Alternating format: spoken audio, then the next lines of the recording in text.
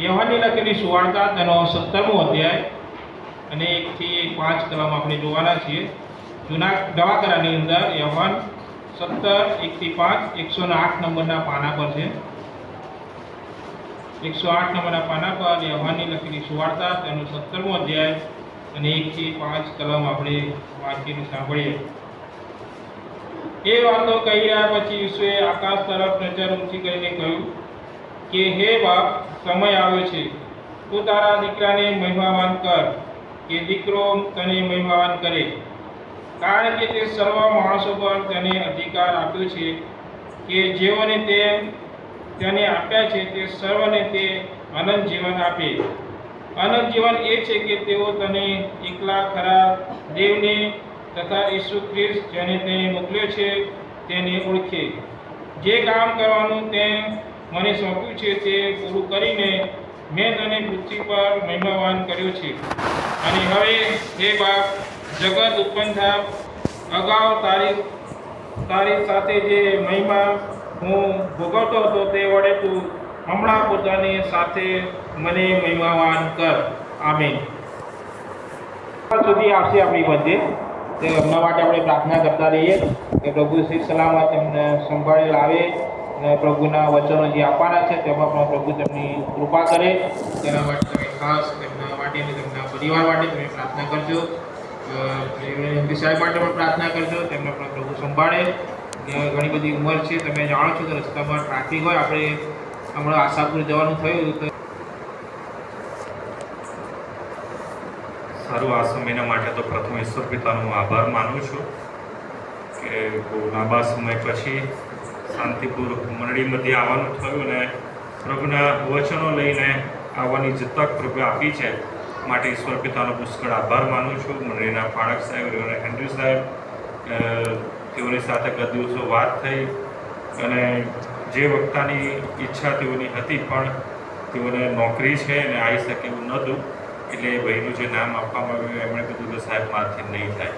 એટલે પપ્પાએ વિચાર્યું કે ભાઈ તો હવે છેલ્લી ઘડીએ તો હું બધું ચલાવી લઉં, પણ મેં એમ કીધું કે મારી પાસે સમય છે પણ તહેવારના સમયે મારે ખાસ જવાબદારીઓ છે એટલે હું આવી શકીશ નહીં, પણ જો ઈચ્છા હોય તો સોમથી ગુરુ હું આવી શકું છું. તો એ કે હું મંડળીના આગેવાનોને પૂછીશ, પછી જણાવીશ. અને એમણે પૂછ્યું અને એ બાબત માટે હા થઈ અને આ બાબતો નક્કી થઈ. એના માટે પ્રભુનો આભાર માનું છું કે આ પ્રમાણે આ આશીર્વાદ મને અને મંડળીને પણ પ્રભુ આપવા જઈ રહ્યા છે.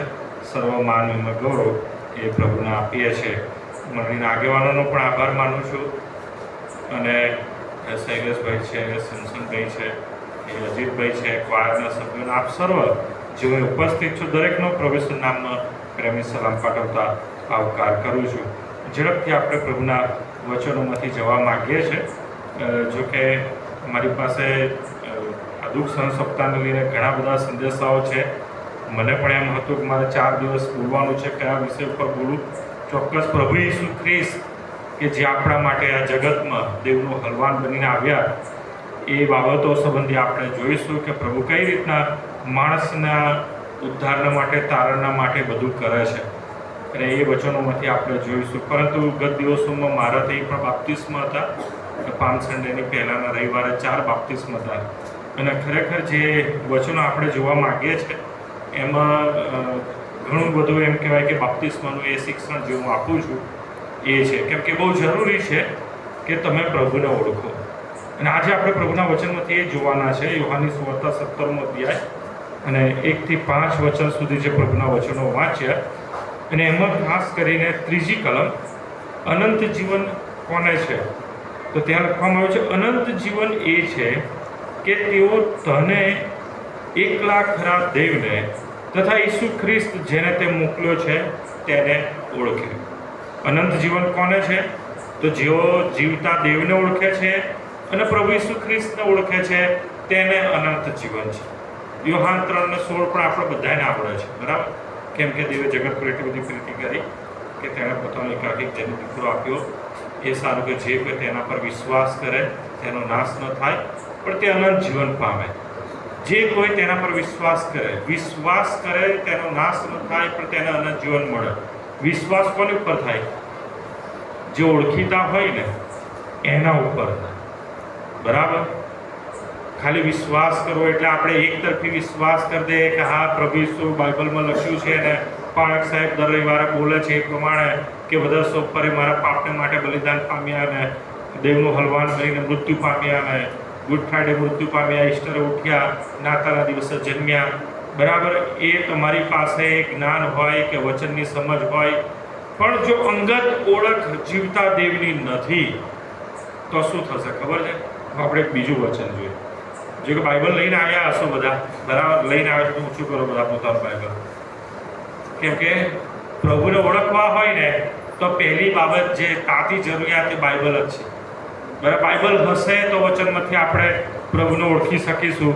અને માટે બહુ બધા વચનો એ આપણે જોઈશું આ સમયો દરમિયાન, 4 દિવસો દરમિયાન, કે જેમાંથી આપણે પ્રભુને ઓળખવા, પ્રભુને જાણવા અને અંગત જીવનમાં સાચા પ્રભુની ઓળખ આપણે પ્રાપ્ત કરીએ એ માટે થઈને આપણે કોશિશ કરીશું. માર્થીની સુવાર્તા અને 7મો અધ્યાય ખોલો. આપણે ઓળખાણની જે વાત કરીએ છીએ તો માર્થીની સુવાર્તા 7મો અધ્યાય અને 20મી કલમ. તે માટે તેઓના ફળથી તેઓને ઓળખશો. બરાબર? ઝાડની વાત કરે છે કે ઝાડને આપણે કઈ રીતના ઓળખીએ છીએ? એના ફળથી. આંબા ઉપર કેરી લાગે, બરાબર? આંબા ઉપર એપલ ના લાગે. શું? એ હંમેશા ઠંડા પ્રદેશોમાં હોય.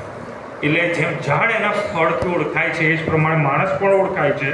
અને 21મી કલમમાં પ્રભુ ઈસુ ખ્રિસ્ત કહે છે, જેઓ મને પ્રભુ પ્રભુ કહે છે તેઓ સર્વ આકાશના રાજ્યમાં પહેરશે એમ તો નહીં. આપણે ખાલી પ્રભુનું નામ લઈએ, ગીતો ગાઈએ, વચનો વાંચીએ કે પ્રાર્થના કરીએ અને આપણે એ અનંત જીવન પ્રાપ્ત કરીએ, કેમ કે મુખ્ય ઉદ્દેશ આપણા દરેકનો એ છે કે અનંત જીવન આપણને પ્રભુ આપે, એ અનંત જીવન રૂપી મુંગટ આપે, પ્રભુ એના રાજ્યમાં આપણો આવકાર કરે, સાબાસ સારા તથા વિશ્વાસુ ચાકર, અને એમ કરીને આપણને અનંત જીવન મળે. કેમ કે માણસનું આયુષ્ય જીવન એ સીમિત છે. અત્યારના સમયમાં તો 60 વર્ષ તો બહુ થઈ ગયા. જુવાન માણસને અત્યારે તો હાર્ટ એટેક આવી છે, સ્ટ્રોક આવી જાય છે, બ્રેન સ્ટ્રોક, અને મૃત્યુ પામે છે. આગળ 21મી કલમ. જેઓ મને પ્રભુ પ્રભુ કહે છે તેઓ સર્વ આકાશના રાજ્યમાં પહેરશે એમ તો નહીં, પણ જેઓ મારા આકાશમાંના બાપની ઈચ્છા પ્રમાણે કરે છે તેઓ જ પહેરશે. તે દહાડે ઘણા મને કહેશે. કયા દિવસે? પ્રભુનું આગમન થશે અને પ્રભુ લોકોનો ન્યાય કરશે અને જે લોકો જીવનના પુસ્તકો નોંધેલા માલુમ પડશે એમને પ્રભુ સ્વર્ગમાં પ્રવેશ આપશે. પણ કયા લોકો નહીં પ્રવેશ પામે તો એના માટે કહે છે 22મી કલમ. તે દહાડે ઘણા મને કહેશે કે પ્રભુ પ્રભુ શું અમે તારા નામે પ્રબોધ કર્યો નથી? પ્રબોધ કરનારા પણ આકાશના રાજ્યની બહાર છે. બરાબર? તમે જુઓ એ કેટેગરી કોની કોની છે. તારા નામે પ્રબોધ કર્યો નથી, પછી તારા નામે ભૂતોને કાઢ્યા નથી, એટલે ચમત્કારો કર્યા છે, અશુદ્ધ આત્મા કાઢ્યા છે. તમે જોતા હશો, બરાબર? અને સાંભળતા હશો. આમ બરાબર સકા સકા એ બધી ભાષા બોલે અને માણસ પડી જાય. બરાબર? અને એવો જાણે કે એવું બતાડે કે એનામાં પેલો આત્મા આવે છે, સ્પિરિટ આવે છે, માણસને પાળી નાખે છે. સામેનામાં એવું કંઈક આવી જાય અને પછી કે ચાલ નીકળી જાય અને નીકળી જાય. બરાબર? તો પ્રભુ કહે છે એવા લોકો દાવો કરશે કે અમે તારે નામે ભૂતો કાઢ્યા છે. ત્રીજા લોકો તારે નામે ઘણા પરાક્રમી કામો કર્યા છે. ઘણા પરાક્રમી કામો કર્યા. એક પરાક્રમી કામ નહીં, શબ્દ પ્રયોગ છે ઘણા પરાક્રમી કામો. પણ એ બધાને માટે થઈ 23 કલમ. ત્યારે હું તેઓને સાફ કહી દઈશ કે મેં તમને કદી પણ શું લખ્યું છે? ઓળખ્યા નથી. તમે પ્રભુને ઓળખો પણ પ્રભુ તમને ના ઓળખે તો? બરાબર? હું તો અહીંયા સેવા આપીને ગયો 2004માં 1 ઓક્ટોબરે મેં પહેલો સંદેશો આપેલો, વિશ્વ પ્રભુ ભોજન દિવસ 1 ઓક્ટોબર, અને ત્યારે રવિવારે હતો 1 ઓક્ટોબરે પાછો. એટલે મારા નિમણૂકના દિવસે પ્રભુ ભોજન એટલે કે જે આપણે વિશ્વ પ્રભુ ભોજન દિન કહીએ છીએ, રવિવાર હતો અને મારો પહેલો સંદેશો આ મંડળીમાં હતો. અને ત્યારથી એ બાબતની ઓળખાણ કે મને ઓળખે છે, હું તમને ઓળખું છું. પણ આપણે બે પક્ષમાંથી કોઈ ના ઓળખતું હોય તો હું તો આવીને ઉભો રહું અને કોઈ મને ના ઓળખતું હોય તો શું થાય? કે કોઈ આવ્યું જ નહીં, કોઈ સેવક નથી આવ્યું. પ્રશ્ન થાય અહીંયા પણ એક બાબત છે, જો પ્રભુ આપણને નહીં ઓળખે તો શું? પ્રભુ કહે છે મેં તમને કદી પણ ઓળખ્યા નહીં. બરાબર, 30 માખી હું તેઓને સાફ કહીશ કે મેં તમને કદી પણ ઓળખ્યા નહીં. ઓ ભૂંડું કરનારાઓ, તમે મારી પાસેથી દૂર જાઓ.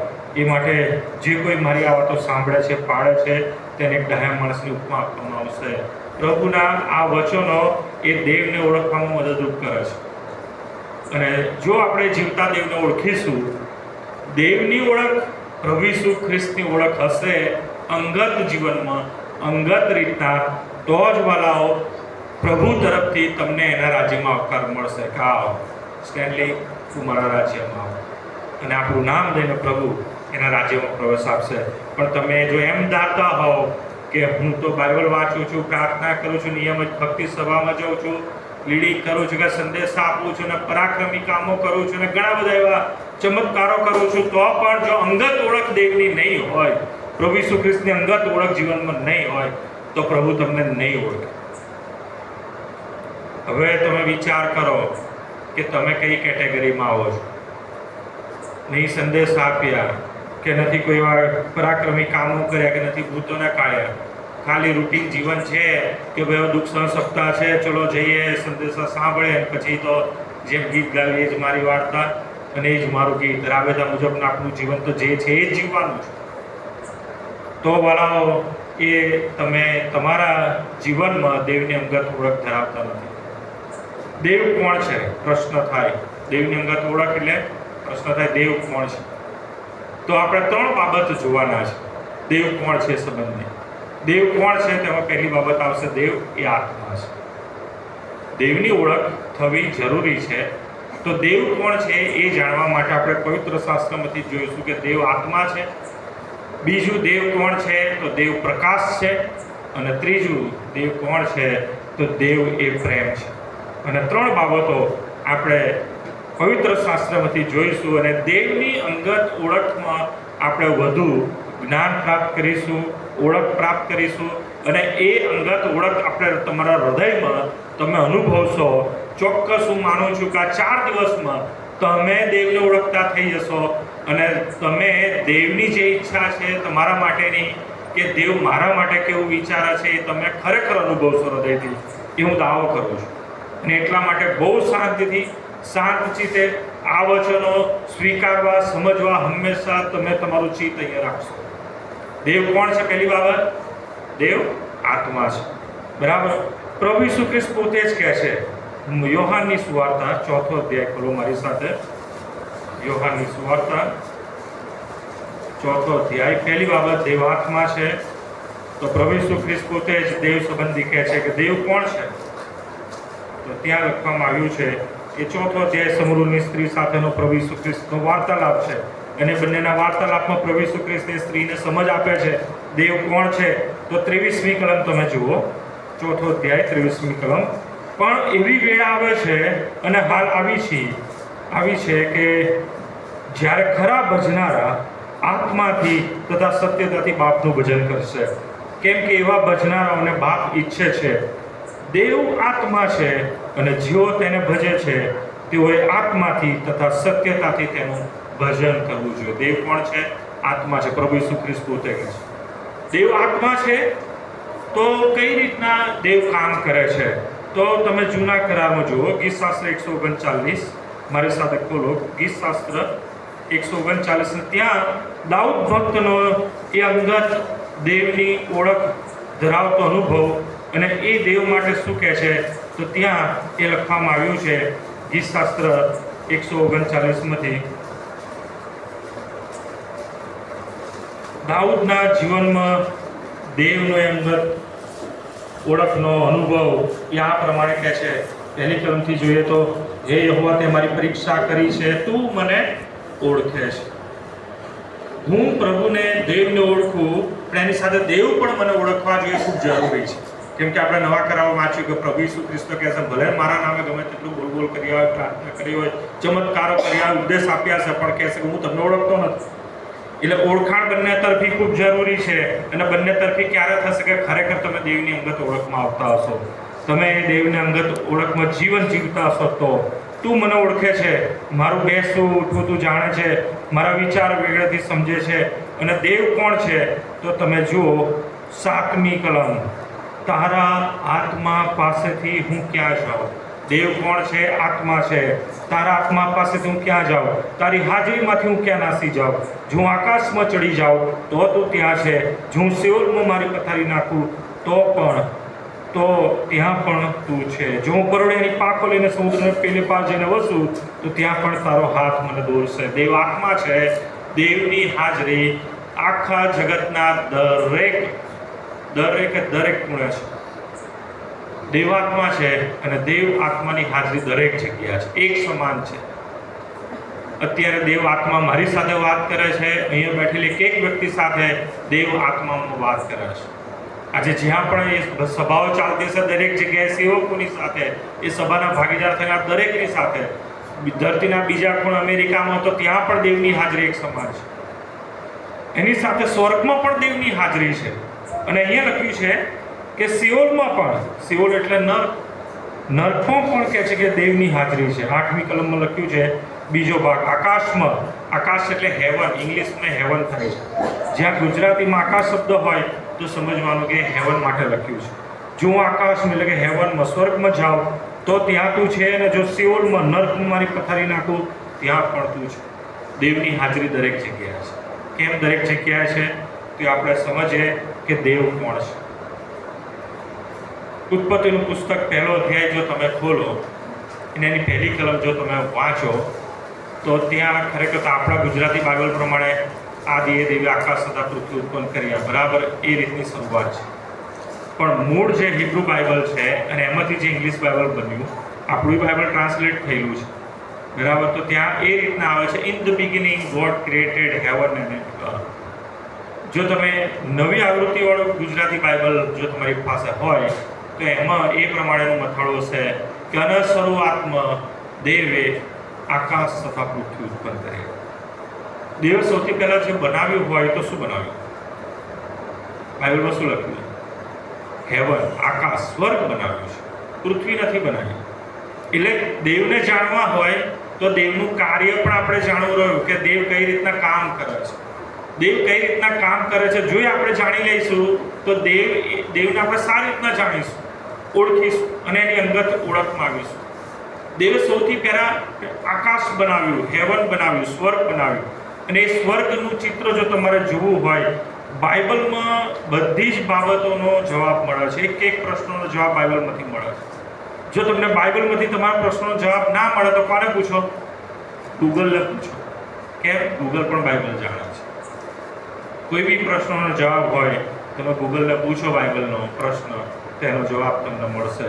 પ્રકટીકરણનું પુસ્તક 4થો અધ્યાય, પ્રકટીકરણનું પુસ્તક 4થો અધ્યાય, અને ત્યાં એ સ્વર્ગનું ચિત્ર આપ્યું છે. જો તમે ગૂગલ સર્ચ કરતાં સારી રીતના આવડતું હોય, બરાબર, તો પ્રકટીકરણ તમે બોલો કે revolution chapter 4 and show me image of heaven, બરાબર, તો ત્યાં એ સ્વર્ગના આ જે અહીંયા વર્ણન કરવામાં આવ્યું છે ને એનું ચિત્ર આવશે. અને ચિત્રમાં તમને દેખાશે કે દેવ કોણ છે. તો ત્યાં લખવામાં આવ્યું છે આ પ્રમાણે, 1લી કલમથી જોઈએ, પ્રકટીકરણ 4થો અધ્યાય. એ બનાવ બન્યા પછી મેં જોયું તો જો આકાશને એક દ્વાર ઉઘડેલું હતું, અને જે પહેલી વાણી મેં સાંભળી તે રણસિંહનો અવાજ જેવી મારી સાથે બોલતી હતી. તેણે કહ્યું કે અહીં ઉપર આવ, અને હવે પછી જે થવાનું છે તે હું તને દેખાડીશ. એકાએક હું આત્મામાં હતો, ને જુઓ આકાશમાં એટલે કે સ્વર્ગમાં, હેવનમાં એક રાજ્યાસન મૂકવામાં આવ્યું. તે રાજ્યાસન પર એક જણ બેઠેલો છે. જે બેઠેલો હતો તે દેખાવમાં યાસ્પીસ, પાષાણ તથા લાલ જેવો હતો, અને રાજ્યાસનની આસપાસ એક મેઘધનુષ્ય હતું. દેવ કોણ છે? દેવ આત્મા છે. દેવની હાજરી એક સમાન બધી જગ્યાએ છે. સ્વર્ગમાં પણ છે તો પૃથ્વી પર પણ છે, પૃથ્વીના એકાએક ખૂણામાં છે, અને સિઓલમાં પણ દેવની હાજરી છે. એનું કારણ કે દેવ આ સઘળાના ક્રિએટર છે, બનાવનાર દેવ છે, ઉત્પન્ન કરતા દેવ છે, અને સઘળું દેવે બનાવ્યું છે. સઘળું દેવે બનાવ્યું છે. જો હેવન દેવે બનાવ્યું છે, સ્વર્ગ દેવે બનાવ્યું છે, નર્ક પણ દેવે બનાવ્યું છે. એક જગ્યાએ શું થાય છે, કોણ શું કરે છે, બધી બાબતની માહિતી એ ઈશ્વરને છે, કેમ કે બનાવનાર એ દેવ છે. અહીંયા દેવની હાજરી એ પ્રકાશ રૂપે છે. સ્વર્ગની અંદર એક રાજ્યાસન છે. રાજ્યાસન પર એક જણ બેઠેલો છે અને દેખાવમાં કેવો છે? પ્રકાશ છે. ત્રીજી કલમમાં લખ્યું છે એ પ્રમાણે દેખાવમાં યાસ્પીસ, પાષાણ તથા લાલ જેવો છે. એટલે કે કોઈ વ્યક્તિ બેઠો હોય એમાંથી સુંદર લાલ યાસ્પીસનો પ્રકાશ નીકળે અને દેવની હાજરી છે ત્યાં. પછી રાજ્યાસનની આસપાસ ચોથી કલમમાં લખ્યું છે ત્રીજી કલમનો બીજો ભાગ, રાજ્યાસનની આસપાસ મેઘધનુષ્ય છે.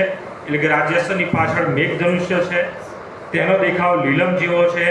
રાજ્યાસનની આસપાસ એટલે કે આગળ બંને બાજુ 24 આસનો અને એ આસન ઉપર 24 વડીલો બેઠા છે. તેઓનો દેખાવ તો ઉજળા વસ્ત્ર પહેરેલા છે, તેમના માથા પર સોનાના મુંગટ છે. એટલે કે 12 એક બાજુ 12 બીજી બાજુ એમ 24 એ વડીલો છે કે જે શ્વેત કપડાં ઉજળા વસ્ત્રોમાં છે, એમના માથે સોનાના મુંગટ છે. રાજ્યાસનમાંથી વીજળીઓ, વાણીઓ, ગર્જનાઓ નીકળે છે. રાજ્યાસનની આગળ અગ્નિના 7 દીવા બળે છે. 7 દીવી એ મૂકવામાં આવેલી છે અને સ્ફટિકના જેવો એ સમુદ્ર છે. અને રાજ્યાસનની મધ્ય તથા રાજ્યાસનની આસપાસ એટલે જે રાજ્યાસન મોટું સિંહાસન છે એની આગળ 2 અને પાછળ 2 એટલે કે આજુબાજુ 4 પ્રાણીઓ છે. અને ત્યાં લખવામાં આવ્યું છે આગળ પાછળ આંખોથી ભરપૂર એવા 4 પ્રાણીઓ હતા. 7મી કલમ, પહેલું પ્રાણી સિંહના જેવું, બીજું વાછરડાના જેવું, ત્રીજું પ્રાણી માણસના મોં જેવું ને ચોથું ઉડતા ગરુડના જેવું. 4 પ્રાણીઓને દરેકને 6 પાંખ હતી. 6 પાંખ એટલે 2થી પોતાનું મુખ ઢાંકવું, 2થી શરીર ઢાંકવું અને 2થી ઉડવું. આંખોથી ભરપૂર એવા 4 પ્રાણીઓ. 8મી કલમ, તે 4 પ્રાણીઓમાંના દરેકને 6 પાંખ હતી. તેઓ ચારે તરફ તથા માહે આંખોથી ભરપૂર હતા. તેઓ પવિત્ર પવિત્ર પવિત્ર પ્રભુદેવ સર્વશક્તિમાન જે હતો, જે છે ને જે આવનાર છે એમ કહેતા રાત દિવસ વિસામો લેતા નથી. રાજ્યાસન પર જે બેઠેલો છે, જે સર્વકાળ જીવંત છે. દેવની હાજરી. દેવ કોણ છે? દેવ પ્રકાશ. દેવની હાજરી હેવનમાં એ પ્રકાશ સ્વરૂપે છે. બાઇબલ કહે છે, હું નથી કહેતો. એ આપણે જોઈશું આગળ. પણ તમે આ જુઓ કે દેવ એ રાજ્યાસન પર બેઠેલા છે. હવે તમે 5મા અધ્યાયમાં આવો, પ્રકટીકરણ 5 અને એની સાથે તમે 11મી કલમ જુઓ. ફરીથી એ ચિત્ર તમે તમારા મનમાં તમે બહુ જ એમ કહેવાય કે ધ્યાનથી તમે નિહાળો. સ્વર્ગની અંદર શું છે? તો રાજ્યાસન છે 11મી કલમ, તથા એ પ્રાણીઓ એટલે કે 4 પ્રાણીઓ જે આજુબાજુ છે એ, પછી 24 વડીલો, બરાબર? એટલે વડીલો છે. અને પછી લખ્યું છે 24 વડીલો પછી, મેં ઘણા દૂતોની વાણી સાંભળી, દૂતોની સંખ્યા તેઓની ગણતરી લાખો લાખ અને હજારો હજારની, ગણી ન શકાય એટલા બધા અસંખ્ય દૂતો. અને આ ચિત્ર તમે ઘરે જઈને ચોક્કસ સર્ચ કરીને જોજો, જો ગૂગલ સર્ચ કરતા આવડતું હોય. નહીં તો હું વોટ્સએપમાં મૂકી આપીશ, બરાબર? કે જેથી તમે કરીને સમજો. દેવની હાજરી સ્વર્ગની અંદર બાઇબલમાં જણાવ્યા પ્રમાણે રાજ્યાસન છે. દેવ પ્રકાશ સ્વરૂપે રાજ્યાસન પર બેઠેલા છે. એટલે જ્યારે આપણે જોઈએ તો કોઈક માણસ છે એવું ના દેખાય, પણ પ્રકાશ, એ માણસમાંથી પ્રકાશ નીકળતો એટલે આપણે ખાલી પ્રકાશ જ જોઈ શકીએ. અને એ પ્રમાણે એ દેવની હાજરી ત્યાં બતાવવામાં આવી છે. પછી પ્રકટીકરણ હજુ આગળ મારી સાથે ખોલો. દેવ પ્રકાશ છે જોવાને માટે. તો પ્રકટીકરણ 21મો અધ્યાય, પ્રકટીકરણ 21મો અધ્યાય. અને ત્યાં પણ એ જે સ્વર્ગનું ચિત્ર છે એ આખા સ્વર્ગનું ચિત્ર ત્યાં આપવામાં આવેલું છે 21મા અધ્યાયમાં, બરાબર? પરંતુ તમે સ્વર્ગની બાબતમાં દેવની હાજરી છે તમે જુઓ તો 23મી કલમ.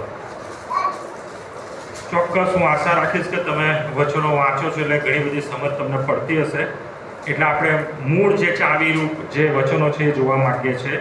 23મી કલમ શું કહે છે? નગરમાં સૂર્ય એટલે કે સ્વર્ગ જે નવું યરુશાલેમ કહેવાશે, જ્યાં દરેકને વિશ્વાસીને પ્રવેશ મળશે. એ સ્વર્ગ કેવું છે? પારાદેશ. તો ત્યાં લખવામાં છે નગરમાં સૂર્ય કે ચંદ્રના પ્રકાશની જરૂર નથી. કેમ? તો લખવામાં આવ્યું છે દેવનો મહિમા તેને પ્રકાશિત કરે છે, કારણ કે દેવ પોતે પ્રકાશ. અને ત્યાં લખવામાં આવ્યું છે અને હલવાન તેનો દીવો છે 24મી કલમ, તેના પ્રકાશમાં, કોના પ્રકાશમાં? દેવના પ્રકાશમાં પ્રજાઓ ચાલશે.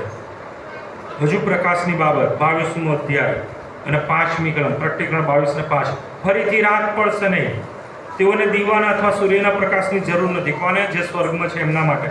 કેમ કે પ્રભુ દેવ તેઓ પર પ્રકાશ પાડશે ને તેઓ સદાકાળ રાજ કરશે. દેવ પ્રકાશ, દેવ આત્મા છે, દેવની હાજરી સર્વ જગ્યાએ છે. અને બીજી બાબત, દેવ એ પ્રકાશ છે. યોહાનનો પહેલો પત્ર તમે ખોલો, ત્યાં પણ લખવામાં આવ્યું છે. યોહાનનો પહેલો પત્ર, પહેલો અધ્યાય.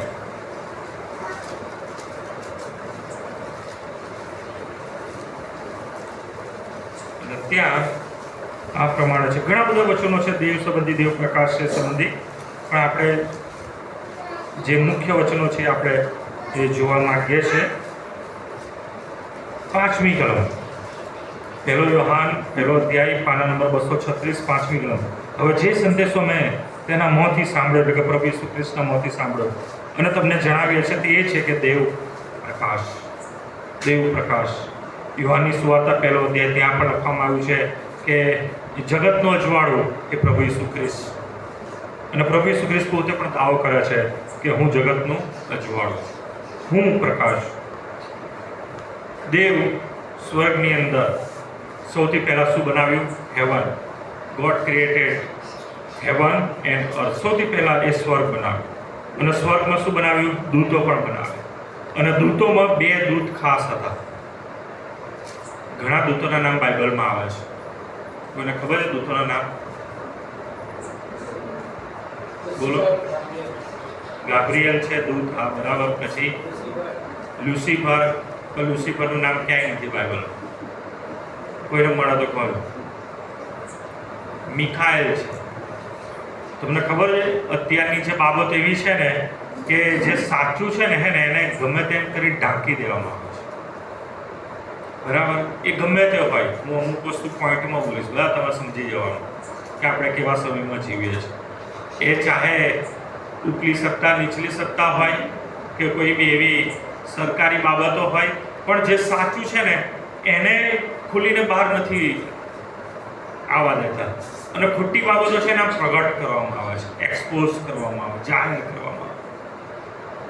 બાઇબલનો જો હીરો હોય ને દૂત તરીકે તો એ છે મિખાએલ.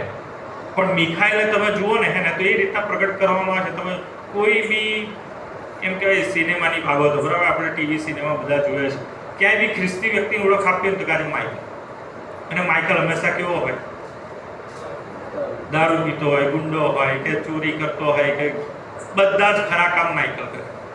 તો માઇકલ ખરેખર એવો દૂત છે કે જે અભિષેક સ્વરૂપ છે. એના જેવો હીરો બાઇબલમાં કોઈ નથી. બીજું કીધું નામ એ પ્રમાણે લ્યુસિફર. ગાબ્રિએલ પણ છે સંદેશવાહક, પણ 2 દૂત ખાસ. એક છે મિખાએલ એટલે કે માઇકલ, અને બીજો છે લ્યુસિફર. મિખાએલ વિશે પહેલાં આપણે જોઈએ, બરાબર? તો મિખાએલ માટે તમે મારી સાથે ખોલો યહૂદાનો પત્ર. પ્રકટીકરણની પહેલાં જ આવે છે યહૂદાનો પત્ર, બરાબર? અને એમાં લખવામાં આવ્યું છે 9મી કલમ, એક જ અધ્યાય છે, 241 નંબરના પાન નંબર પર યહૂદાનો પત્ર અને 9મી કલમને ત્યાં મિખાએલનું નામ છે. શું લખ્યું છે? પણ મિખાએલ પ્રમુખ દૂતે જ્યારે શેતાનની સાથે મૂસાના સૌ વિશે તકરાર કરીને વિવાદ કર્યો ત્યારે તેણે નિંદા કરીને તહોમત મૂકવાની હિંમત કરી નહીં, પણ એટલું જ કહ્યું કે પ્રભુ તને ધમકાવો. મિખાએલ માટે શું લખવામાં આવ્યું છે? મિખાએલ પ્રમુખ દૂત. એટલે દૂતમાં જે મુખ્ય હોય ને, પ્રમુખ એટલે મેં, આપણે નહીં કહેતા પ્રમુખ આયા અમારે, એટલે કે મુખ્ય માણસ, આખા મિશનના વડા. એવી રીતના દૂતોમાં જો પ્રમુખ મુખ્ય માણસ જેની પાસે આખા એ સ્વર્ગની એ સત્તા હતી દૂતોની ઉપર, અને એ હતો મિખાએલ. અને મિખાએલ એ આખા દૂતોની સંખ્યા આપણે જોઈએ કે લાખો લાખ હજાર અગણિત દૂતો છે સ્વર્ગમાં, અને બધાનો જો મુખ્ય હોય તે સેનાપતિ છે એ મિખાએલ છે. અને બીજો જે દૂત લ્યુસિફર, બરાબર, કે જેના માટે બાઇબલમાં ક્યાંય એનું નામ નથી લખવામાં આવ્યું, તો પણ હું તમને કહીશ કે એ નામ તમારે જોવું હોય તો તમે આ જગ્યાએ જોઈ શકો છો. યશાયા પ્રબોધકનું પુસ્તક ખોલો, યશાયા 14મો અધ્યાય. યશાયા તેનો 14મો અધ્યાય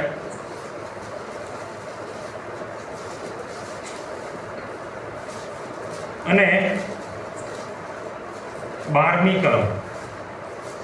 એ લ્યુસિફરનું નામ આ પ્રમાણે છે: રે તેજસ્વી તારા પ્રભાતના પુત્ર.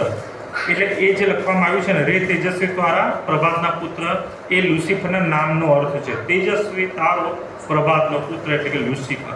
અને ઇંગ્લિશ બાઇબલમાં આ એક જ જગ્યાએ તેનું નામ લખવામાં આવ્યું છે. જો તમે આ કલમ ઇંગ્લિશ બાઇબલમાં વાંચો કે ગૂગલ સર્ચ કરીને વાંચો તો ત્યાં લુસિફર નામ આપવામાં આવ્યું છે. એક જ જગ્યાએ લુસિફર. અને એ શેતાન છે. પણ આપણે બે દૂતની વાત મુખ્ય જોઈએ. સ્વર્ગમાં હજી પૃથ્વી એ દેવે ઉત્પન્ન કરી નથી. દેવે સૌથી પહેલાં સ્વર્ગ બનાવ્યું અને સ્વર્ગમાં દેવની હાજરી પ્રકાશ રૂપે છે, આત્મા રૂપે છે, દરેક જગ્યાએ એક સમાન એક સાથે છે.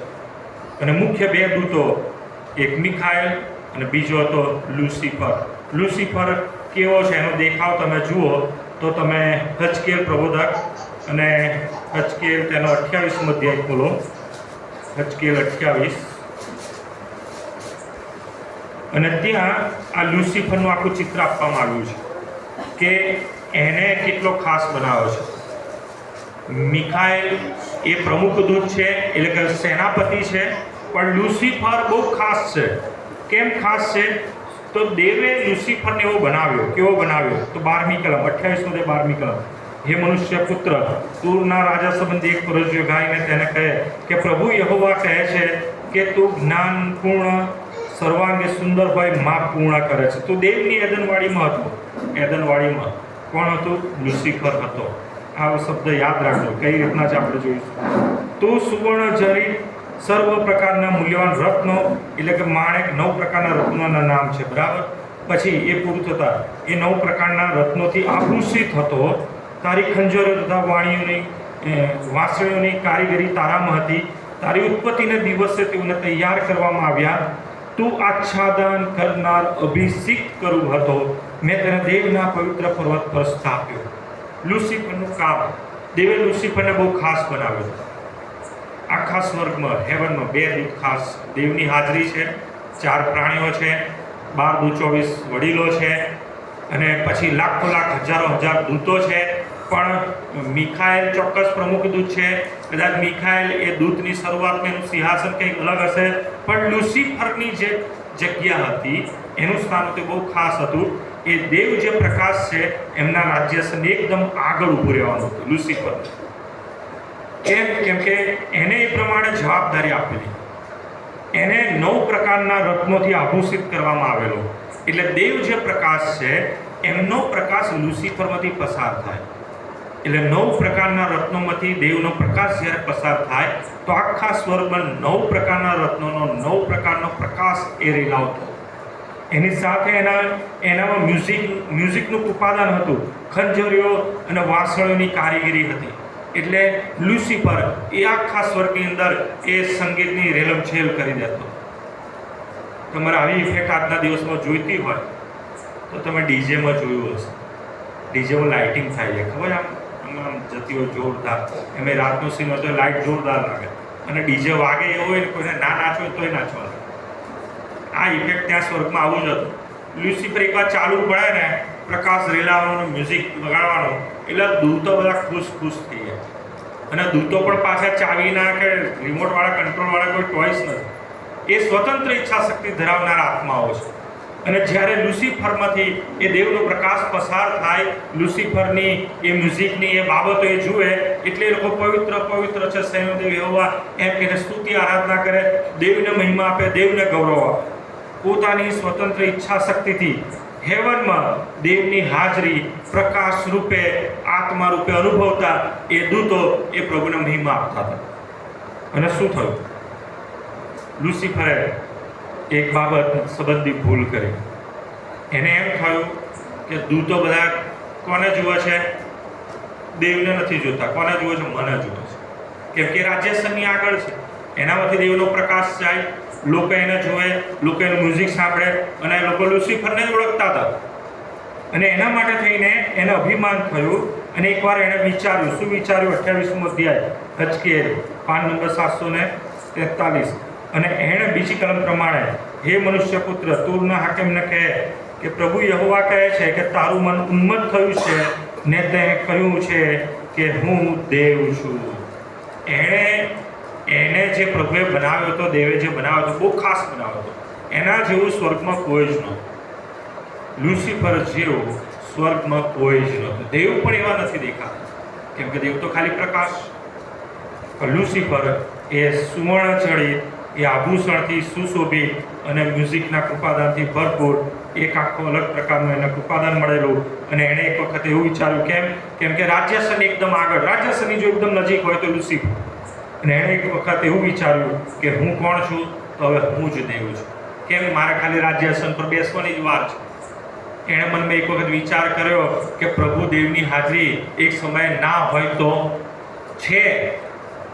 એ કદી હાજરી કદી પણ એમ કહેવાય કે ત્યાંથી હટી શકતી નથી, કેમ કે દેવની હાજરી તો સતત છે, દરેક સમય સંજોગો પરિસ્થિતિમાં જ. પણ એણે વિચાર્યું કે કદાચ થોડાક સમય માટે જો દેવ હાજર ના હોય તો કહે છે હું દેવ છું અને આગળ હું ભર સમુદ્ર પર દેવના આસનમાં બેઠેલો છું. એણે એવું કલ્પના કરી બસ કે હું આ સિંહાસન પર બેઠો હોઉં અને લોકો પછી મારી સ્તુતિ આરાધના કરે. અને બસ આ એની ભૂલ, આ એનું પાપ. અને ત્યાં લખવામાં આવ્યું છે એ પ્રમાણે જોઈએ 16મી કલમ, તારા પુષ્કળ વેપારને લીધે તારું અંતકરણ ન્યાયથી ભરપૂર થયું ને તે પાપ કર્યું છે, માટે મેં તેને ભ્રષ્ટ ગણીને દેવના પર્વત પરથી ફેંકી દીધો છે. અને હે આચ્છાદન કરનાર કરું, અગ્નિના પથ્થરોમાંથી મેં તારો વિનાશ કર્યો છે. તારા સૌંદર્યને લીધે તારું મન ગર્વિષ્ઠ થયું, અભિમાનનું પાપ કર્યું. કેમ કે સૌંદર્યવાન હતો અને દેવના આસનની એકદમ નજીક. અને એણે કલ્પના કરી એના મનમાં કે હું રાજ્યાસન પર બેસું અને આ ભર સમુદ્ર પર દેવના રાજ્યાસન પર બેસું અને હું દેવ બનું તો કેવું. અને આ પાપના કારણે દેવે એને શું કર્યું? સ્વર્ગમાંથી બહાર કાઢી. હવે હેવનમાંથી બહાર કાઢી મૂકે તો ક્યાં જાય? તમે જે હું કહું છું ખ્યાલ આવે છે ને? અત્યારે સ્વર્ગની જ બાબતો છે. લ્યુસિફરે પાપ કર્યું, દેવ સમજી ગયા. લ્યુસિફરને કીધું લ્યુસિફર તું શું વિચારે છે ખબર પડે છે. તને એમ કહે કે તું આ રાજ્યાસન પર બેસીશ અને હું દેવ છું ને તું અહીંથી સ્વર્ગમાં બધું તારો રાજપાટ ને તારો અમલ કરીશ. બરાબર? તે પાપ કર્યું છે, આ કલ્પના કરી છે, તે પાપ કર્યું છે, નીકળી જાવ. ક્યાં નાખ્યું? અહીંથી આપણે એમ કહીએ કે ચલો બહાર જવું છે, મીટિંગ પતી ગયું, તો પહેલાં તમે ક્યાં જશો? કમ્પાઉન્ડની બહાર જશો, ખાલી ઘરે નહીં પહોંચી જાઓ. બરાબર? લ્યુસિફરને બહાર કાઢ્યો એટલે ક્યાં બહાર કાઢ્યો? ખાલી સ્વર્ગની બહાર કાઢ્યો. પ્રકટીકરણમાં આવીએ. પ્રકટીકરણ અને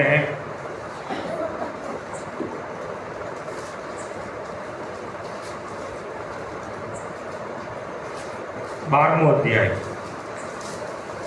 પ્રકટીકરણ 12મો અધ્યાય. અને ત્યાં આ સ્વર્ગનું ચિત્ર આપવામાં આવ્યું છે, જે લુસિફર પાપ કર્યું ને પછી જે એને શિક્ષા થઈ એનું. તો તમે જુઓ 3જી કલમથી. પ્રકટીકરણ 12મો અધ્યાય 3જી કલમ. વળી આકાશમાં એટલે કે હેવનમાં, સ્વર્ગમાં બીજું એક ચિહ્ન જોવામાં આવ્યું. જો મોટો લાલ અજગર હતો, તેને 7 માથા 10 શિંગડા અને તેના માથા પર 7 મુંગટ હતા. બરાબર? લાલ મોટો અજગર કોણ છે તો એ સમજી લે. પહેલાં 9મી કલમ વાંચો. એ મોટા અજગર માટે લખવામાં છે તે કોણ છે તો કે તે મોટા અજગરને બહાર નાખી દેવામાં આવ્યો. એટલે તે જૂનો સર્પ જે દુષ્ટ આત્મા તથા શૈતાન કહેવાય છે, જે આખા જગતને ભમાવે છે, એટલે કે શૈતાન, લ્યુસિફર. પણ એને શું કરવામાં આવ્યું? પહેલાં તો એણે જે પાપ કર્યું અભિમાનનું, અને દેવ એ સમજી જતા એને પદ ભ્રષ્ટ કર્યો, એને સસ્પેન્ડ કર્યો કે હવે તું તારી જગ્યાએથી હું તને નાબૂદ કરું છું, તારા કામથી હવે તને રદબાતલ કરું છું. એને સ્વર્ગની બહાર કાઢી મૂક્યો. તે સ્વર્ગની બહાર નીકળ્યો તો એકલો ના ગયો, કેમ કે સ્વર્ગની બહાર જ્યારે કાઢી મૂક્યો તો ઘણા દૂતોને ખોટું લાગ્યું કે ભાઈ અમે તો લ્યુસિફરને જોતા હતા, એને સાંભળતા હતા, હવે તો કોઈ મ્યુઝિક નથી. બરાબર? ક્વાર વગર એમને ગીતો ગાવું કદાચ કોઈને ના ગમે, એટલે કે ભાઈ ક્વાર તો જોઈએ. લ્યુસિફર વગર ઘણાને ના ગમ્યું, એટલે એ લોકોએ દેવની સાથે ત્યાં સામે થયા કે પ્રભુ તમે લ્યુસિફરને કાઢીને ખોટું કર્યું છે, અમે તો લ્યુસિફરની સાથે છે. તો પ્રભુ કીધું જાઓ તારે તમે પણ એની સાથે બહાર જાઓ. હે જોઈએ કેટલી સંખ્યા થઈ એ. મારી સાથે તમે જુઓ એ 4થી કલમ. બરાબર? 3જી કલમમાં એ લાલ અજગર સંબંધી લખ્યું છે, એટલે કે લ્યુસિફર. 4થી કલમ તેના પૂંછડા એટલે અજગરના પૂંછડા આકાશના તારાઓનો શું લખ્યું છે ત્રીજો ભાગ ખેંચીને તેઓને પૃથ્વી પર નાખ્યા. આકાશના દૂતોનો ત્રીજો ભાગ એટલે કેટલી સંખ્યા છે? ટકાવારીમાં ગણીએ ત્રીજો ભાગ તમે ગામડાના જો ખબર તો પડે. ત્રીજો ભાગ એટલે ખેતી થાય છે ત્રીજા ભાગની હજી કે બંધ થઈ ગઈ? 33%. 33.33 થાય, 33%. મંડળીમાં જો મહાસભા થાય ને તો કોરમ થવું જોઈએ. એટલે કોરમ માટે કેટલો ભાગ જોઈએ? ત્રીજો ભાગ હોવો જોઈએ. જે સભ્ય સંખ્યા ને ત્રીજો ભાગ એટલે 1/3. 33% જે હોય એના હોવા જોઈએ. આકાશના દૂતોનો ત્રીજો ભાગ ક્યાં ગયો? લુસિફરના પક્ષ. ક્યાં? સ્વર્ગની બહાર. હવે તમે વિચારો, સ્વર્ગની બહાર લુસિફર અને એની સાથે સ્વર્ગના ત્રીજા ભાગના દૂતો ક્યાં છે? સ્વર્ગની બહાર છે. બહાર ઊભા શું જુએ છે? સ્વર્ગની અંદર દેવની હાજરી જુએ છે અને બીજા દૂતોને જુએ છે. તો કેવો વિચાર આવે કે આપણે બહાર છે, આટલી મોટી સંખ્યામાં છે, શું કરીએ હવે આપણે? આપણું રાજ્ય ઊભું કરે. કેવી રીતના? સ્વર્ગમાંથી આપણે હુમલો કરીને પેલા લોકોને જ બહાર કાઢે. એટલે એ લોકો સ્વર્ગની ઉપર રીતસરની ચઢાઈ કરે છે. 7મી કલમમાં છું, 12મો અધ્યાય 7મી કલમ. પછી આકાશમાં એટલે કે હેવનમાં લડાઈ જાય. કયો દૂત? મુખ્ય દૂત મિખાએલ. મિખાએલનું નામ ફરી આવે. મિખાએલ કોણ હતો? એ દૂતોનો મુખ્ય લશ્કરી વડો. મિખાએલ તથા તેના દૂતો, બરાબર, એટલે કે માઇકલ અને એના દૂતો, પછી અજગર એટલે લુસિફર અને એના દૂતો એટલે ત્રીજા ભાગના દૂતો. મિખાએલ તથા તેના દૂતો અજગરની સાથે લડ્યા અને અજગર તથા તેના દૂતો પણ મિખાએલ અને એના દૂતોની સાથે લડ્યા. 8મી કલમ. તો પણ તેઓ તેમને જીતી શક્યા નહીં ને તેઓને આકાશમાં ફરી સ્થાન મળ્યું નહીં. કોનું સ્થાન આકાશમાં હતું? લુસિફરના દૂતોનું. હવે ફરી સ્થાન મળ્યું નહીં એટલે કોણ હારી ગયું? લુસિફર અને એના દૂતો એ મિખાએલ અને એના દૂતોથી હારી ગયા. અને પછીથી ત્યાં લખવામાં આવ્યું છે 9મી કલમ, તે મોટા અજગરને બહાર નાખી દેવામાં આવ્યો. એટલે જે તે જૂનો સર્પ, જે દુષ્ટ આત્મા તથા શૈતાન કહેવાય છે, જે આખા જગતને ભમાવે છે, તેને શું લખ્યું છે? હવે પૃથ્વી પર નાખી દેવામાં આવ્યો અને તેની સાથે તેના દૂતોને પણ નાખી દેવામાં આવ્યા. પૃથ્વી ઉપર આદમ હવા હજી નથી. પૃથ્વી કોના માટે હતી? પૃથ્વી કોના માટે હતી? ક્યાંય તમે લખ્યું છે પૃથ્વી માણસોના માટે છે? તમે એવું વાંચ્યું કે દેવે આદમ હવા માટે પૃથ્વી બનાવી? પૃથ્વી કોના માટે હતી? દૂતો. કયા દૂતો? શૈતાન એના દૂતો માટે. હું નથી કીધું, બાઇબલ કહે છે. કેમ કે જે આદમ હવા છે જ નહીં, એ પહેલા પૃથ્વી ઉપર તો શૈતાન એના દૂતો છે. તમે દેવને ઓળખો ને તો દેવની બધી પરિસ્થિતિને ઓળખવી પડશે. અને તમે એ ઓળખશો ને ત્યારે તમને ખબર પડશે કે અત્યાર સુધી આપણે બહુ મોટી ગેરસમજમાં જીવી રહ્યા છીએ. શૈતાન અને એના દૂતોને પૃથ્વી પર નાખી દેવામાં આવ્યા. તમને ખબર છે, જો આપણે દેવના રાજ્યમાં પસંદગી નહીં પામીએ તો આપણને ક્યાં નાખી દેવામાં આવશે? ક્યાં નાખી દેવામાં આવશે? નરકમાં નાખી દેવામાં આવશે. તો નરક કોના માટે છે? નરક માણસોના માટે છે. જો વાંચો એક શબ્દ, નરક કોના માટે છે વાંચો, પછી તમને ખબર પડશે કે કોના માટે. માર્થની સુવાર્તા 25મો અધ્યાય ખોલો. માર્થની સુવાર્તા 25મો અધ્યાય.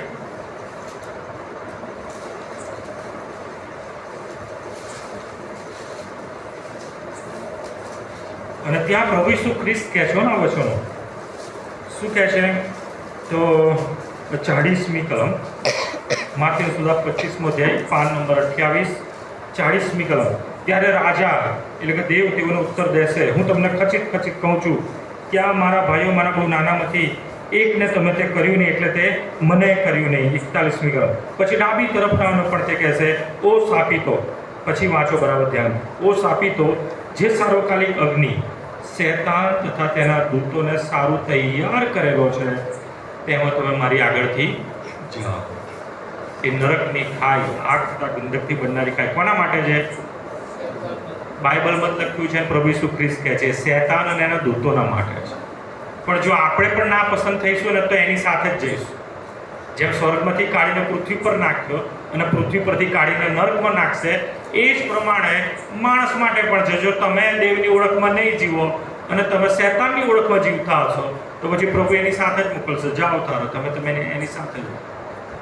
ના તો પૃથ્વી માણસના માટે છે કે ના તો નર્ક માણસના માટે છે. તો માણસ પૃથ્વી પર આવ્યો ક્યાંથી? પ્રશ્ન થાય, બરાબર? તો જ્યારે દેવે શેતાન એના દૂતોને પૃથ્વી પર નાખવામાં આવ્યા તો પૃથ્વી, દેવનું ક્રિએશન તો હંમેશા સારું હતું. દેવનું ક્રિએશન હંમેશા ઉત્તમ છે. બાઇબલ કહે છે, ઉત્પત્તિ પુસ્તક 1લો અધ્યાય અને છેલ્લી કલમ વાંચી જજો. ત્યાં લખવામાં આવ્યું કે દેવે જે કંઈ બનાવ્યું એનું નિરીક્ષણ કર્યું તો જુઓ તે ઉત્તમ હતું. દેવનું ક્રિએશન હંમેશા બેસ્ટ હોય છે, ચાહે હેવન હોય કે ચાહે પૃથ્વી પર. પણ શેતાન જ્યારે એ લડાઈમાં હારી જાય છે, આકાશમાં એમને સ્થાન મળતું નથી અને પૃથ્વી પર શેતાનના દૂતોને નાખી દેવામાં આવે છે. કેટલી સંખ્યા દૂતોની? 3જો ભાગ એટલે 33%. તમને ખબર છે અમુક એવા ધર્મના લોકોમાં એમના દેવી દેવતાઓની સંખ્યા બતાવે છે કે અમારા દેવી દેવતા કેટલા? 33 કરોડ. 33 કરોડ. એ બધા જે આકાશમાંથી પડ્યા ને એ જગતમાં અહીં શું બની ગયા? દેવ બની ગયા.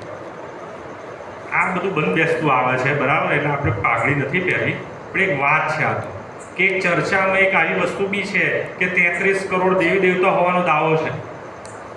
તો કેમ? તો ભાઈ સીધી વસ્તુ છે, જે આકાશમાંથી પડ્યા અને પૃથ્વી પર એ બધા કોણ બની ગયા? દેવ બની ગયા. કેમ કે એમને દેવ બનવું હતું. શેતાનને શું બનવું હતું? દેવ બનવું હતું, કે હું દેવ છું, હું દેવના રાજ્યાસન પર બેસું અને હું દેવ છું. એક કલ્પના એને ભારે પડી ગઈ, અભિમાનનું પાપ, અને દેવે એને બહાર કાઢ્યો, એની સાથે એના દૂતોને બહાર કાઢ્યા. એ 33% એટલે કે 3જો ભાગ પૃથ્વી પર નાખી દેવામાં આવ્યો. અને દેવનું જે ક્રિએશન છે હંમેશા શેતાન એને તોડી પાડવાના માટે, કે હંમેશા દેવના કાર્યને ચેલેન્જ આપવાના માટે એ હંમેશા એની વિરુદ્ધ જાય છે.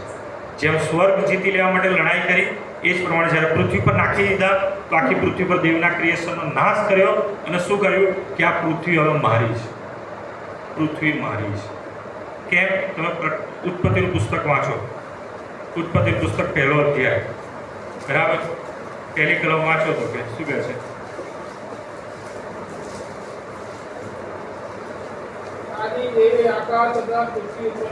બરાબર, આકાશ તથા પૃથ્વી ઉત્પન્ન કર્યા. બરાબર.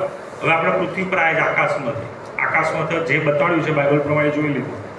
તો પૃથ્વી ઉપર શું છે? તો બીજી કલમ વાંચો, શું કહે છે? પૃથ્વી અસ્તવ્યસ્ત તથા ખાલી હતી અને જળ નિધિ પર અંધારું હતું અને દેવનો આત્મા પાણી પર હાલતો થયો. પૃથ્વી કેવી છે? તો દેવનું ક્રિએશન અસ્તવ્યસ્ત હોય. બાઇબલમાં ઓલરેડી પહેલેથી આ લખેલું છે કે પૃથ્વી કેવી છે?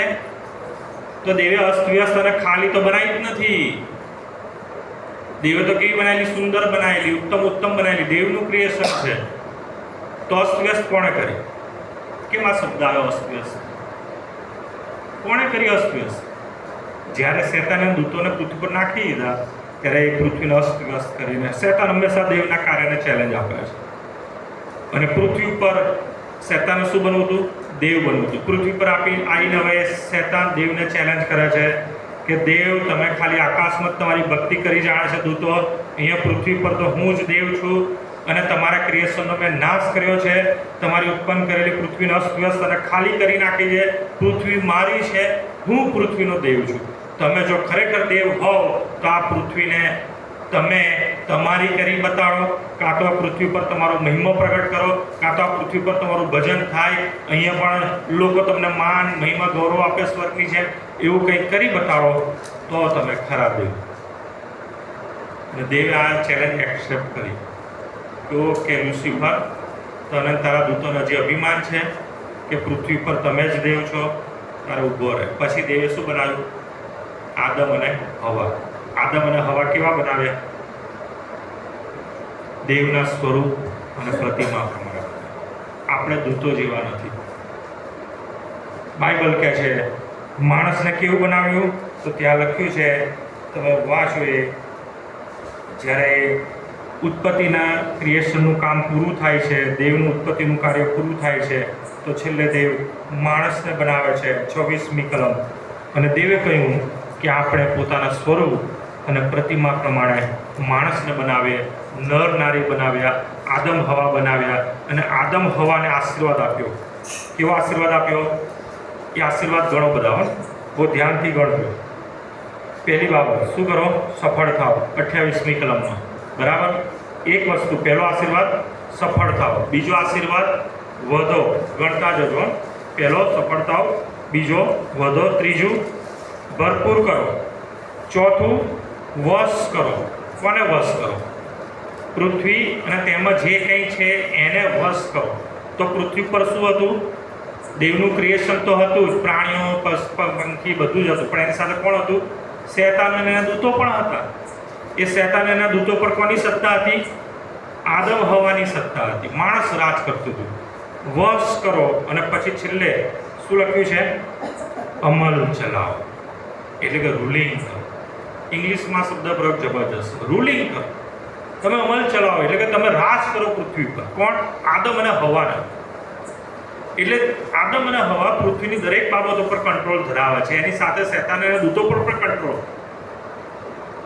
દેવે જ્યારે માણસને બનાવ્યું તો દેવે એના સ્વરૂપ અને પ્રતિમા પ્રમાણે આદમ હવાને બનાવવાનું કીધું કે આ લુસિફર, એના દૂતો તમારા કંટ્રોલમાં છે.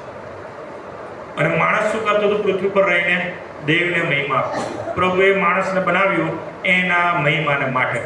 આપણો જે શાસ્ત્ર ભાગ યોહાનની સુવાર્તા 17મો અધ્યાય અને 1 થી 5 કલમ, પ્રભુ ઈસુ કેવી પ્રાર્થના કરે છે? હું સ્વર્ગમાં જે મહિમામાં હતો એ જ મહિમામાં હવે તું મને પૃથ્વી પર મહિમાવાન કર, કે જેથી દીકરો તને મહિમાવાન કરે. પ્રભુ તું મને મહિમાવાન કર તો અમે પણ માણસોને મહિમાવાન કરે. મહિમાની વાત કેમ? કેમ કે માણસ એ દેવનો મહિમા પ્રગટ કરે છે. પ્રભુ ઈસુ ખ્રિસ્તે દેવનો મહિમા પ્રગટ કરે છે. માણસને, તમને મને આ પૃથ્વી પર જો પ્રભુએ ઉત્પન્ન કર્યા છે, આ પૃથ્વી પર જો કોઈ આપણને જવાબદારી આપી છે તો એ છે કે આપણે દેવનો મહિમા પ્રગટ કરીએ. દેવના મહિમાને માટે વપરાય. આદમ હવાની માટે જ બનાવે અને બધું જ રૂલિંગ કરતા હતા. બધું જ પ્રભુએ કીધું એ પ્રમાણે બધું સારું ચાલતું હતું. શૈતાનને બહુ તકલીફ થઈ ગઈ. શૈતાનથી ના હલાય ના ચલાય અને બહુ તકલીફમાં હતો. એટલે એણે ફરી દેવને ચેલેન્જ કરી. કેવી ચેલેન્જ કરી? પ્રભુ આ તો બહુ ભારે પડે છે. આદમ હવા તો જબરજસ્ત અમારી પર રૂલિંગ કરે છે, બધું અમને કંટ્રોલમાં રાખ્યા છે, અમારી પર રાજ કરે છે. કંઈક એવી બાબત એમને કહો કે જેના સંબંધી પ્રભુ હું એમને પરીક્ષણમાં નાખું. બરાબર. અને ત્યારે જ ખબર પડે કે આ તમારું કહેલું માને છે કે મારું કહેલું માને છે. માણસ તમે બનાવ્યું. શૈતાનની ચેલેન્જ દેવને. કેવું? કે માણસ કોણે બનાવ્યું? દેવ તમે બનાવ્યું છે, તમારું સ્વરૂપ છે, તમારી પ્રતિમા છે. એ મારું કહેવું તો કરશે નહીં, પણ કંઈક એવું કહો. બરાબર. તમે કહો કે આ નહીં કરવાનું અને હું કહું કે આ કરવાનું જોઈએ, એ કરે છે કે જે મારું કહેલું માને તો શું સમજવાનું? તમારું બનાવેલું માણસ ફેલ અને હું પાસ. એટલે પ્રભુએ કીધું કે તને હજી પણ અભિમાન છે લુસિફર, હજી પણ તને અભિમાન છે. સારું, કંઈ વાંધો નહીં. માણસને શું કહ્યું બોલાવીને? કે ભાઈ બધું જ ખાઓ, વાળીને બધા વૃક્ષનું ફળ ખાઓ. પરંતુ શું કરવાનું? બીજા અધ્યાયમાં લખ્યું છે એ પ્રમાણે 16મી કલમ, અને એવા દેવે માણસને એવો હુકમ આપ્યો કે વાડીના હરેક વૃક્ષનું ફળ તું ખાયા કર, પણ ભલું ભૂંડું જાણવાના વૃક્ષનું તારે ખાવું નહીં, કેમ કે જે દિવસે તું ખાશે તે દિવસે તું મરશે. એવું નથી કે માણસને અંધારા પર રાખ્યું. ક્યાંય આમાં આપણે દેવનો વાંક કાઢી શકીએ, પણ આપણે કાઢીએ છીએ. કાં ભલું ભૂંડું જાણવાનું ફળ, કાં શૈતાનને રાખ્યો. આપણા આવા પ્રશ્નો છે હાલની તારીખમાં હશે લોકોને. કે એદરવાડીમાં ઘણા પતિઓ તેવું છે કે આ હવાને જ કાં બનાય, હવાને બનાય ત્યારે આપણે બધા તકલીફમાં છે ને ઘણા અવોઇડ પણ તમારે. પ્રભુના મહિમાન માટે માણસને બનાવ્યું અને પ્રભુએ એને કીધું બી ખરું માણસને કે તું બધું જ ખા, પણ આ એક જ વૃક્ષનું ફળ ખાવું નહીં. જો ખાધું તો મરણ પાક્કું છે, મરશે જ મરશે. ક્યાંય પ્રભુએ એમનાથી કોઈ બાબત છુપાવી હોય તો છે જ નહીં. ન્યાય પણ છે, શું કરવું શું ના કરવું એ પણ છે, અને એની સમજ પણ છે આદમ હવાની. પણ શું થયું? ઘણો સમય ગયો, બહુ રાહ જોઈ. શૈતાન તો ત્યાં જ બેસી રહે કે ક્યારે હવા આવે કે આદમ આવે. કયા વૃક્ષ પાસે? ભલું ભૂંડું જાણવાના વૃક્ષ પાસે. એક સમય એવો આવી ગયો કે હવા એકલી આવી ગઈ અને પકડાઈ ગઈ. શૈતાને કીધું કે ભાઈ ક્યાં જાય છે? તો કે હું નીકળી છું. તો કે આ ફળ જો કેટલું સરસ. તો કે ના, તો અમને ખાવાની ના પડી છે. 3જો અધ્યાય. બરાબર. અને ત્યાં આપણે જોઈએ છે સર્પ ધ્રુત હતો, એ શેતાન એ સર્પના રૂપમાં આવ્યો અને હવાને ભમાવે છે અને કહે છે કે શું દેવે તમને વાડીના હરેક વૃક્ષનું ફળ ખાવાની ના પાડી છે? સ્ત્રીએ જવાબ આપ્યો, વાડીના વૃક્ષને, બીજી કલમ, સ્ત્રીએ સર્પને કહ્યું, વાડીના વૃક્ષના ફળ ખાવાની અમને રજા છે, પણ દેવે કહ્યું છે કે વાડીની વચ્ચેના વૃક્ષના ફળને તમારે ખાવું કે અડકવું નહીં. પ્રભુનો એક જ હુકમ હતો કે નહીં ખાવું એટલે નહીં ખાવું. અહીં તો નવું લાયા. હવા શું કહે છે? ખાવાનું તો ના પાડી, પણ અડકવાની ના પાડી. જો અડક્યા કે ખાધું તો તમે મરશો. શેતાન જુઠ્ઠું બોલે. શું કહે છે? ચોથી કલમ, સર્પે સ્ત્રીને કહ્યું કે તમે નહીં મરશો. કેમ આવું કીધું? સર્પે જો હું તો આડ્યો ફળને, સરસ ફળ છે, કશું થયું નહીં મને. પછી તોડ્યું હશે ને, સર્પે ફળ તોડ્યું અને કીધું. એ સમયે સર્પને હાથ પગ હતા. કેમ? કેમ કે દેવે એને શ્રાપ આપ્યો ને પછી કીધું કે બધું પેટે ચાલશે. એનો મતલબ શું થયો? સર્પને હાથ પગ હતા. બરાબર. ઘણી વસ્તુ એવી છે બાઇબલની કે જો એક વસ્તુની ના છે તો બીજી વસ્તુ હતી એમ સમજવું. અને સાયન્સ એવું જ કહે છે કે પહેલાં સર્પ ખરેખર એની પાસે પગ હતા, પછી એ તો પેટે ચાલતો હતો. એનો શ્રાપ છે. એ આપણે વાંચીએ છીએ 3 અધ્યાયમાં જ કે દેવે એને શિક્ષા કરી સર્પને કે તું ધૂળ ખાશે, માટી ખાશે અને પેટે ચાલશે. હાથ પગ જતા રહ્યો. કેમ? એ તોડ્યું ને એટલે જતા રહ્યો. તોડ્યું, અડ્યો અને હવાને બતાડજો મેં તો તોડ્યું, કશું થયું નહીં. હવા અડી બી હશે, હવા લાગ્યું હા ખરેખર અડીએ, કશું થયું નહીં. અને પછી જે એમને વિચાર આવે, કેવો વિચાર આવે? આગળ વાંચો 5મી કલમ. કેમ કે દેવ જાણે છે, સર્પ બીજું જૂઠ બોલે. પહેલું તો કહે છે તમે મરશો નહીં. 5મી કલમ બીજું જૂઠ. કેમ કે દેવ જાણે છે કે તમે જે દિવસે ખાશો તે દિવસે તમારી આંખો ઉગડી જશે અને તમે દેવના જેવા થઈ જશો. દેવના જેવા, ઓલરેડી દેવના જેવા હતા. દેવનું સ્વરૂપ, દેવની પ્રતિમા તો આદમ હવા હતા. હજી દેવના જેવા કેવું બનવું જોઈએ? એનો મતલબ શું? દેવ કેવા છે? જ્યારે હું આવું કહું ને દેવ કોણ છે તો તરત યાદ આવું છે. દેવ કોણ છે? આત્મા અને પ્રકાશ. એનો મતલબ આદમ હવાને કેવું બનવું હતું? પ્રકાશ થવું. કે દેવ આવે છે ને ત્યાર તો પ્રકાશ થઈ જાય છે. અમારામાં પ્રકાશ નથી. એટલે અમે જો પ્રકાશિત થઈ જઈએ તો કેવું? એટલે શેતાને કીધું કે તમે દેવના જેવા થઈ જશો, ભલું ગુંડું જાણનાર થશો અને દેવના જેવા થશો. અને તે વૃક્ષનું ફળ ખાવાને વાસ્તે સારું, જોવાને સુંદર, જ્ઞાન આપવાની ઈચ્છા જોગે વૃક્ષનું ફળ છે. તે જોઈને સ્ત્રીએ ફળ તોડીને ખાધું અને તેની સાથે આદમ હતો, આદમને અને ત્યાં માણસે પાપ અને પાપ કર્યું. એના માટે થઈને જે આશીર્વાદ દેવ આપ્યો હતો, આપણે ચોક્કસ માનીએ છીએ કે દેવનો આશીર્વાદ કદી જતો નથી. પણ શું થયું? પછી પૃથ્વી પાપથી ભરપૂર થઈ અને પછી નૂહના સમયમાં ઉત્પત્તિનું પુસ્તક 6ઠો અધ્યાય, દેવે એ પાપના કારણે પૃથ્વીનો નાશ કર્યો. પૃથ્વીનો નાશ કર્યા પછી દેવે નૂહને એને એના દીકરાઓને આશીર્વાદ આપ્યો. ફરીથી નવેસરથી એક નવી તક, એક નવી શરૂઆત દેવ માણસને માટે ત્યાં પૂરી પાડે છે. 9મો અધ્યાય વાંચો અને 9મા અધ્યાયમાં તમે આશીર્વાદને ગણો ફરીથી. પહેલા આશીર્વાદ કયા હતા? સફળ થાવ, વધો, ભરપૂર કરો, વશ કરો અને અમલ ચલાવો, એટલે કે રૂલ કરો. હવે આશીર્વાદ ગણો કેટલા થયા? 9મો અધ્યાય પહેલી કલમ. અને દેવે નૂહને તથા તેના દીકરાઓને આશીર્વાદ દીધો અને તેઓને કહ્યું કે પહેલો આશીર્વાદ સફળ થાવ, બીજું વધો અને ત્રીજું ભરપૂર કરો. પછી 2 આશીર્વાદ જતા રહ્યા ને? કયા આશીર્વાદ જતા રહ્યા? ખબર પડે છે ને? જે કહું છે બાઇબલ છે તમારા હાથમાં. કયા 2 આશીર્વાદ જતા રહ્યા? વશ કરવાનું અને અમલ ચલાવવાનો આશીર્વાદ જતો રહ્યો. ફરી હજી વાંચો, બીજી વખત બી દેવે એમને ફરીથી જ્ઞાન આપ્યું. એ જ 9મો અધ્યાય 7મી કલમ. અને દેવે ફરીથી આશીર્વાદ આપ્યો અને શું કીધું? તમે સફળ થાવ, વધો, પૃથ્વીમાં પુષ્કળ વંશ વધારો કરો અને વધતા જાઓ. ફરી પાછું 2 આશીર્વાદ નથી. 2 આશીર્વાદ જતા રહે. કેમ આશીર્વાદ એ જતા રહે? કોની પાસે જતા રહે? હવે માણસ કોના વશમાં છે? પહેલા માણસના વશમાં કોણ હતું? લુસિફર અને એના દૂતો. હવે માણસ કોના વશમાં જતું રહ્યું? શેતાન અને એના દૂતોના વશમાં આવ્યું. હવે રૂલિંગ કોણ કરે છે પૃથ્વી ઉપર? શેતાન અને એના દૂતો કરે છે. અને એટલે 2 આશીર્વાદ જતા રહે. પણ દેવ માણસને પ્રેમ કરે છે. કેમ કે દેવ આત્મા છે, દેવ પ્રકાશ છે. અને ત્રીજું મેં કીધું હતું, દેવ કોણ છે? દેવ કોણ છે? પ્રેમ છે, બરાબર? પ્રેમનું આપણે કાલે જોઈશું. અને પ્રેમના કારણ થઈને દેવે શું કર્યું માણસને બચાવવા માટે થઈને, એ આખી બાબત આપણે જોઈશું. લુસિફર, એના દૂતોનું શું થયું એ પણ આપણે જોઈશું, કે કઈ રીતના પછી આગળ એ બાબતો વધે છે. અને આજે આપણે કઈ અસમંજસમાં જીવીએ છીએ. જો આપણે પ્રભુને ઓળખીએ છીએ તો એટલું જ જરૂરી છે કે આપણે આપણા શત્રુને પણ ઓળખીએ. આપણો શત્રુ કોણ છે? શેતાન. જો તમે દેવને ઓળખશો તો તમે શત્રુને પણ ઓળખશો. અને એટલા માટે શત્રુને ઓળખવો જરૂરી છે. પણ ક્યારે ઓળખશો શત્રુને? કે ખરેખર દેવને ઓળખશો. અનંત જીવન કોને છે? આપણું આધાર વચન યાદ રાખજો, યોહાનની સુવાર્તા 17:3.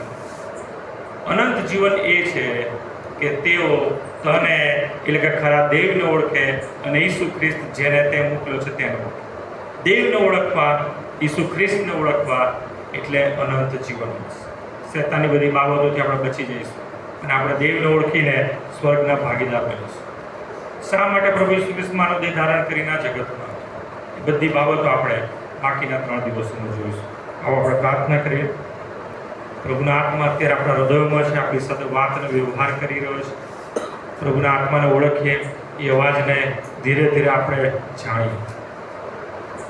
પ્રભુ કહી રહ્યો છે, મારા દીકરામાંથી મેં તને બનાવ્યો છે, બનાવીશ. તું મારું સ્વરૂપ, મારી પ્રતિમા છે. તારો નાશ ન થાય પણ તને અનંત જીવન મળે એ માટે હું આ જગતમાં માણસ બનીને આવ્યો. તારા પાપ, તારા અપરાધો મેં વધસ્તો પર મારા શરીરમાં લઈ લીધા કે તને જીવન મળે. પણ તું મને ઓળખ, મારી સાચી ઓળખમાં તું જીવન જીવ અને મારો નિયમ પ્રગટ.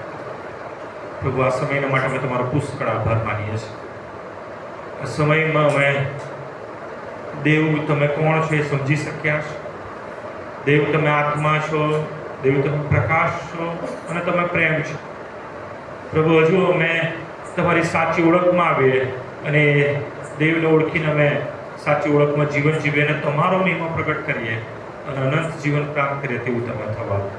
તમારી ઈચ્છા છે કે કોઈનો પણ નાશ ન થાય પણ દરેક અનંત જીવન પામે. એ પ્રમાણે અહીંયા બેઠેલા તમારા બાળકો, તમારા દીકરા દીકરીઓ તમારી ઓળખવા જીવન અનંત જીવન પ્રાપ્ત કરે તેવું તમે થવા. કારણ કે પ્રભુ, અમે જાણીએ છીએ સમય પાસે છે, તમારું આગમન નજીક છે, ત્યારે તમને મળવા માટે અમે તૈયાર છીએ. સમયને આશીર્વાદિત કર્યો, આભાર માને છે. હવે પછી પણ અહીંયા બેઠેલા દરેક વાલાઓને તમારા હાથમાં સોંપે છે. તમે તેમના હૃદયની સાથે વાત અને વ્યવહાર કરો. તમે માનવીમાં ગૌરવ પાડો. તમારા જીવનોને તમે જે પ્રેમ પૂરો પાડ્યો છે, આશીર્વાદો આપ્યા છે, કૃપાદાનો તાલંતો આપ્યા છે, દરેક પ્રભુ ઉત્તમ ભૌતિક માનવો આપ્યા છે, દરેકના માટે આભાર જ માનીએ છીએ. અને એ દરેક બાબતોમાં જીવન જીવતા અમે વધુ તમારા મહેમાન માટે વપરાય, તમારી આભાર સુધી કરીએ તેવું તમે થવા. પ્રાર્થના પ્રભુ ઈસુના નામમાં માંગીએ છીએ, માટે સાંભળો, સ્વીકાર કરો. આમેન. પ્રભુ ઈસુ બોલી પ્રાર્થના બોલીએ. આકાશમાં તમારું નામ પવિત્ર બનો, તમારું રાજ્ય જેમ આકાશમાં તેમ પૃથ્વી પર તમારી ઈચ્છા પૂરી થાય. દિવસે અમારી રોટલી આજે આપો, જેમ અમે અમારા લોકોને માફ કર્યા છે તેમ તમે અમારા લોકોને માફ કરો. અને પરીક્ષામાં